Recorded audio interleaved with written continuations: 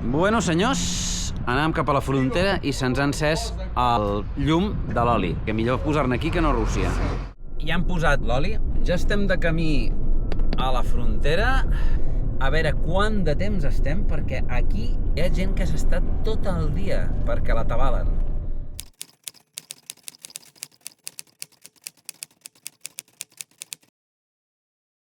Després de l'excursió que hem fet, èpica, impressionant i amb fustions inclòs a la Vall de Juta, doncs hem trobat aquest lloc d'acampada, un lloc d'acampada superxulo. Però el més guai és que ha estat just a l'altra banda d'on vam acampar abans d'ahir. Si us hi fixeu, allà al fons, a sota de les muntanyes i damunt de la ciutat d'Estepatsminda, hi ha l'ermita. No volem marxar de Geòrgia sense ensenyar-vos un dels productes...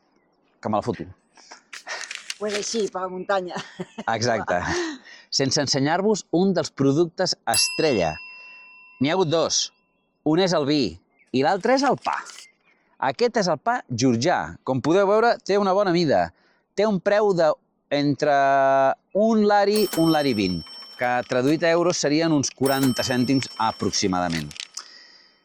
Està molt bo. Aguanta 2 o 3 dies. Aquest pa, el fan amb uns forns com de fang i el deixen enganxat a les bandes, a tot el voltant, ¿vale? I està boníssim, ja ho veieu. Això sí, nosaltres el tornem una mica perquè estigui millor. Bueno, hem passat una molt bona nit i anem directes cap a la frontera amb Rússia. Aquí no podem gravar i tampoc ens la jugarem, ¿vale? Quan passem la frontera, tornem a parlar, us expliquem com ha anat i a veure cap a on ens dirigim, perquè sembla ser que hi ha algunes carreteres que no estan permeses per estrangers, que necessites un permís especial, bueno, impossible perquè tarda setmanes, has d'enviar una carta, bueno, un rotllo. Amb la qual cosa preguntarem aquí a la frontera a veure si podem anar cap a un lloc o cap a l'altre i si no, pues alguna cosa farem. Vinga, des d'aquestes imatges brutals de Geòrgia ens veiem a Rússia.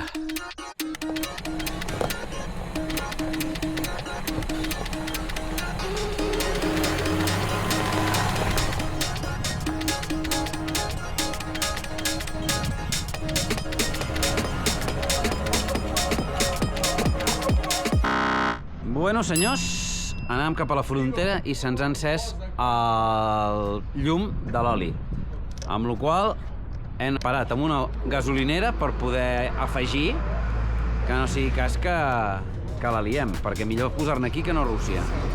Com ho has dit, això? Que més que res que aquí podem pagar amb targeta. Clar, perquè a Rússia no podem pagar amb targeta. No podem pagar amb targeta, si no.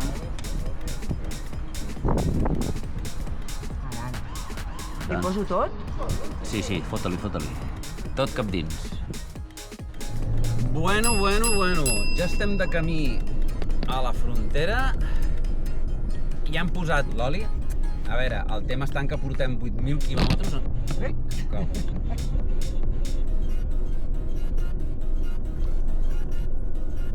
El tema està en que portem 8.000 quilòmetres i, bueno, doncs ja comença a tocar un canvi d'oli.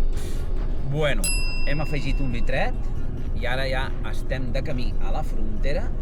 A veure quant de temps estem, perquè aquí hi ha gent que s'ha estat tot el dia perquè la tabalen. A veure si tenim una miqueta de sort i podem fer el nostre camí.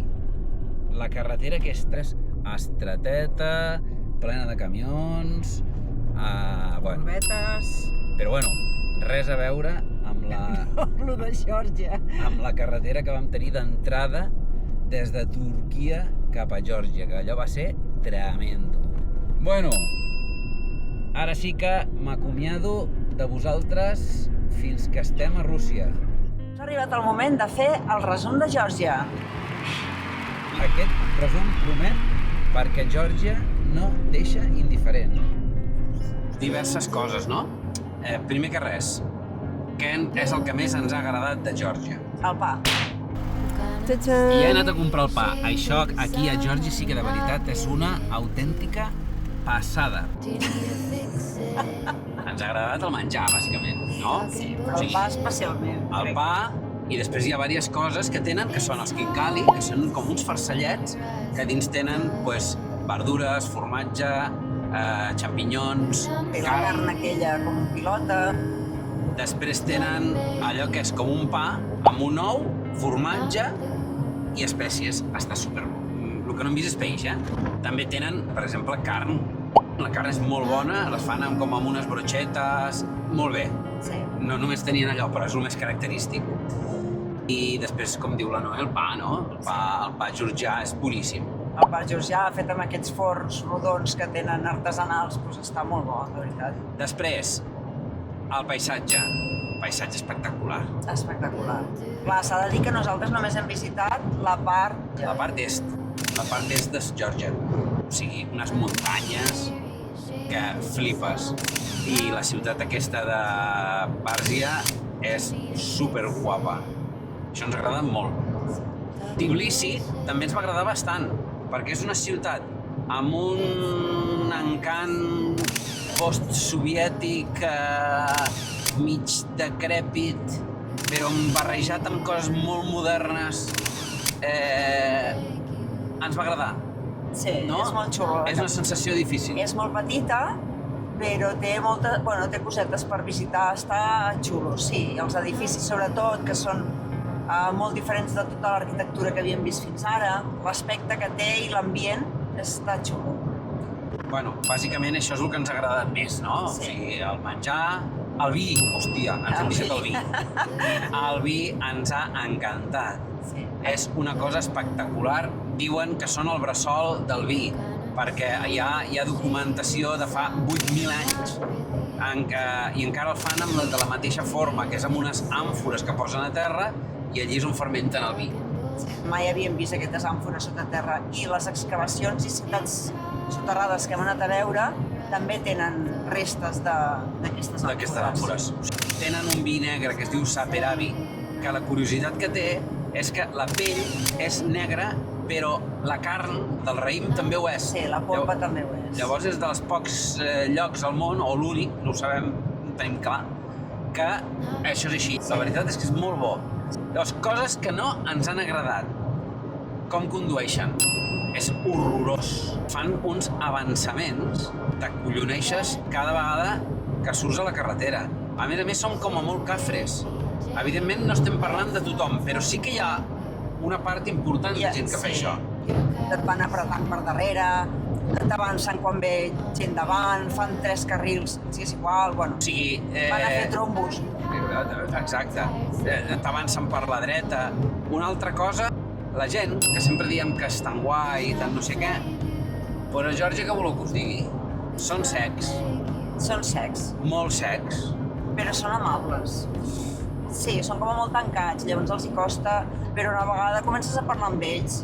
Són educats. Són educats, doncs vinga, són educats. Són educats. Però sí que són secs.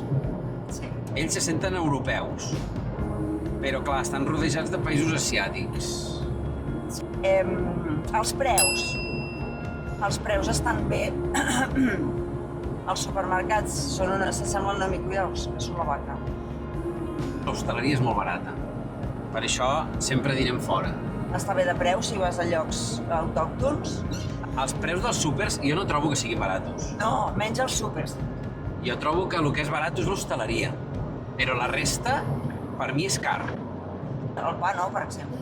Ah, no, el pa no. El pa és molt barat, val 30 cèntims. En definitiva, Geòrgia a mi m'ha agradat molt. Sí, no, i esperem tornar i veure tota la part de l'oest, perquè realment hem vist només una part petita de l'est. És que anem amb un coet al cul per arribar a Kirguistan i Tadjikistan. Bueno, és que si no se'ns farà de l'hivern. Se'ns farà de nit.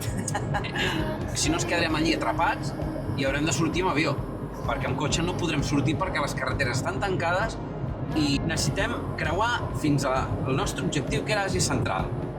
I això no podem perdre-ho de vista i no es pot. Doncs fins aquí el resum de Geòrgia.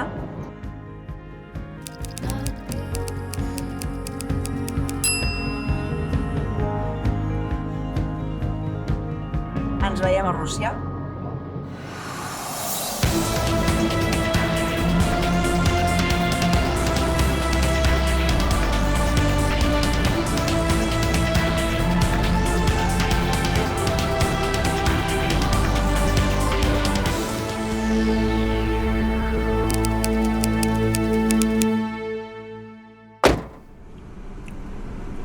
Doncs estem aquí a la frontera. Estem aturats fa com a 20 minuts, però aturats. I queden, no sé, però quants quilòmetres queden fins a la frontera? No, la frontera està aquí mateix, un quilòmetre i mig, així. Ui. Sí, ja, però imagina't, 1,5 quilòmetres aquí aturats, sense cap sentit. Hem passat la part de Geòrgia sense problemes. Ens hem separat, que això no s'havia passat mai. Fan passar el passatger per l'edifici, diguéssim, i el conductor per una guixeta allí a la mateixa carretera. Això de les fronteres, de veritat, no té cap sentit, perquè al final és un tràmit burocràtic, ensenyes el passaport, si tens el visat, tens el visat, si no el tens, no el tens, i ja està, o sigui, no hi ha més. No entenc que puguin tardar tanta estona en fer una cosa tan senzilla. Què voleu que us digui? Però així és la vida. Ens hem menjat unes ametlletes perquè ens està agafant gana. Sort que tenim de tot. Sí. Ens podríem fer fins i tot el dinar allà al darrere. Bueno, vaig deixar-ho. No sigui cas que passi algun policia i em foti la bulla.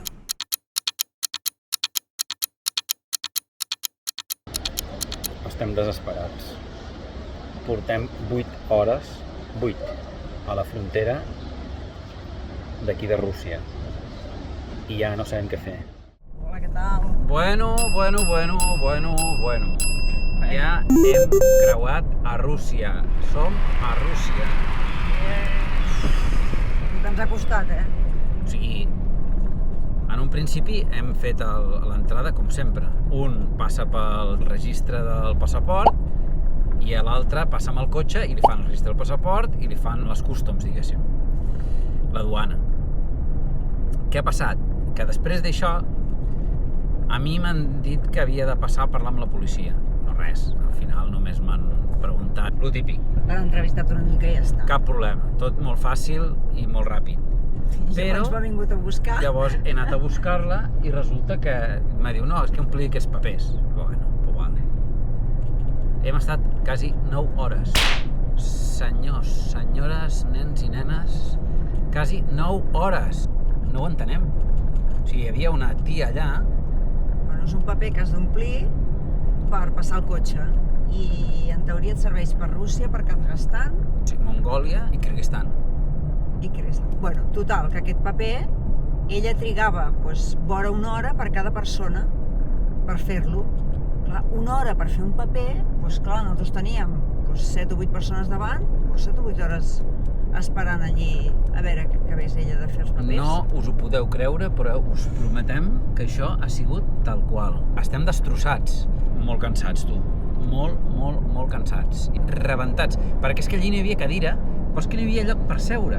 O sigui, si volies seure estaves lluny. Una altra cosa curiosa és que aquí és una hora menys que Geòrgia. Sí. O sigui, estem més a l'est, però ens han fet una hora menys. Molt estrany.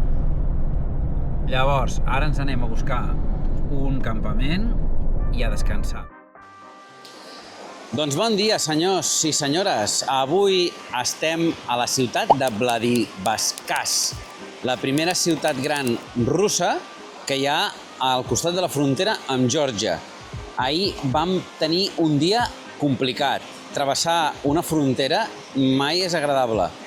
I ahir ho va ser menys. Arrebentats. Completament morts. Vam arribar aquí, ja veieu, no està mal, Amb el riu darrere vam tenir molta sort. Però què va passar? Va ser arribar a aquesta ciutat i el nostre navegador es va tornar boig. I no és només el nostre, són tots. Per què? Perquè Rússia, a les ciutats grans o a les infraestructures importants, tenen un sistema d'interferències antidrons i el que fan és anul·lar la localització. Llavors us preguntareu, i com ho feu? Com heu arribat aquí? Evidentment el mapa no desapareix, El que sí que desapareix és on estàs tu. Com que sabíem on érem, doncs vam traçar una ruta i la vam anar seguint. Aquí hi ha una rotonda a l'esquerra, aquí hi ha un no sé què a la dreta. Al final, clar, és el més complicat perquè eren uns carreronets petits i hi ha un noi amb una moto es va parar, va veure que dubtàvem i ens va ajudar. Hi ha diverses carreteres que no es poden creuar. Diuen que està restringit el pas a estrangers. Llavors, el que farem és anar fins a la ciutat de Grozny o als voltants de Grozny. Grozny, com ja sabeu, és Txetxènia. Ara mateix Txetxènia ja no és aquella imatge que tenim, o que almenys jo tenia, de guerra i de més. Txetxènia és un lloc molt modern, un lloc on l'estat rus ha invertit moltíssim perquè la gent no estigui emprenyada. La situació allà ara està molt tranquil·la, amb una seguretat total i absoluta. Però, evidentment, no hem arribat i no ho sabem. El que sí que hi ha són bastants checkpoints a la carretera, ja ho veurem. Bon dia, som a les afores de Grozny, i ciutat que vam visitar ahir i que ens va deixar flipats.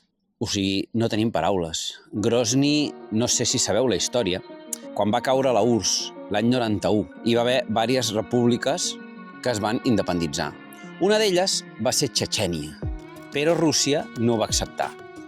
Llavors va estar com a república els primers anys, però l'any 94-96 van tenir la primera guerra txetxena. Es veu que els russos van pensar que això s'ho farien petar en 5 minuts, però no va ser així, perquè el poble txetxè és un poble molt guerriller, van resistir, però la ciutat de Grozny va quedar absolutament devastada. Després del 96 sembla ser que van desistir els russos i van dir, bueno, doncs no podem. Llavors va seguir sent una república independent. Però, què va passar? Que l'any 99 hi va haver alguns actes terroristes al Daguestan i, a més, hi va haver aquell atemptat d'aquell teatre que cada vegada hi ha més controvèrsia perquè hi ha moltes dades que indiquen que allò, com us ho diria, podria haver estat un atemptat de falsa bandera, perquè no tenia molta lògica. Ells estaven bé, tranquils, no tenien per què anar a Rússia a fer res. Quan veieu aquestes coses estranyes, doneu una volta. I què va passar? Doncs que llavors van tenir l'excusa perfecta per tornar a entrar a Txetxènia. I llavors ja sí, perquè van entrar amb tot i van arrasar.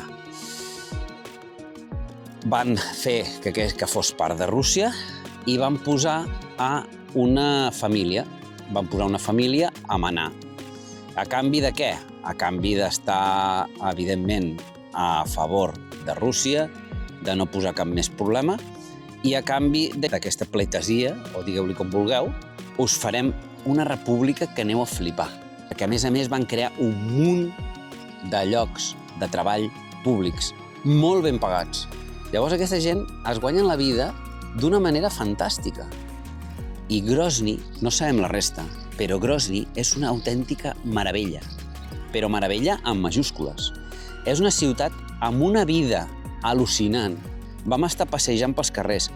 És una república musulmana. Totes les dones i tots els homes porten un outfit musulmà. Els homes porten una barba bastant llarga i amb un bigoti rassuradet, i molts van de negre, no tothom, però molt modernillos, amb uns cotxes espectaculars. I elles porten un outfit musulmà, però que és flipant. No és amb la cara tapada. Res més lluny de la realitat. Van amb mocador i van vestides, però conjuntades. Tot va perfectament lligat. És una població superjove. Sembla ser que és la més jove de tota Rússia. La mitjana d'edat està en 24 anys. També us vull ensenyar els gratacels que hi ha. Impressionants. La circulació, les carreteres, tot és net, tot és polit. Ni una brossa per terra, ni una. O sigui, és que no es pot imaginar. És que sí, hi ha unes cafeteries, hi ha unes tendes, o fins i tot els supermercats. És que són d'alto standing. Una cosa brutal. Tot és fantàstic, segur, Hi ha policia, però policia normal, no soldat, ni amb armes, ni res. Cotxes bonics. Clar, quina necessitat tenen de lluitar contra algú que t'està donant una infraestructura, un benestar... Clar, aquesta gent jove que hi ha ara, si feu comptes, resulta que aquesta gent ja no ha viscut la guerra, perquè la guerra va acabar l'any 99. Estem al 2026, doncs feu números. Aquí s'ha acabat tot el conflicte, com a mínim de moment. Aquesta és la realitat? Doncs sembla ser que sí i sembla ser que no. Anirem a un mercat que està una mica a les afores a veure què se cuece per aquí, perquè no ho tenim clar.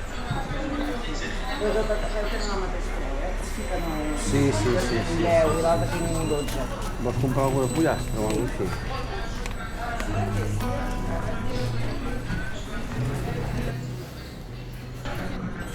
Beneath the starlit sky, our love's secret line, like leaves we soar so high. Beneath the moonlight, soft touch your hand in mine, gets me every time. I després anirem cap al Daguestan interior, muntanyes, valls, penya-segats, congosts, coses molt xules. Llavors anem cap allà i us ho ensenyem, com sempre. Anem a dormir a casa d'aquest senyor.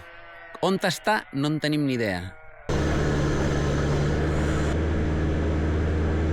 Se'ns estava fent tard, perquè ja eren les 7 i alguna cosa, i aquí a les 7:30 es fa de nit. Aquest home ens va dir, parlo amb el meu cosí i ell us acompanyarà a un lloc que podeu acampar. Vam dir, vale, vinga, perquè aquí no hi ha ni un lloc marcat per poder acampar. Vam arribar fins aquí. Ja vam veure que era una mica complicat i que era una mica fangós i que era una mica pedrós i amb un desnivell bastant important. Per què? Perquè l'Osman ens va enviar per un camí que no era.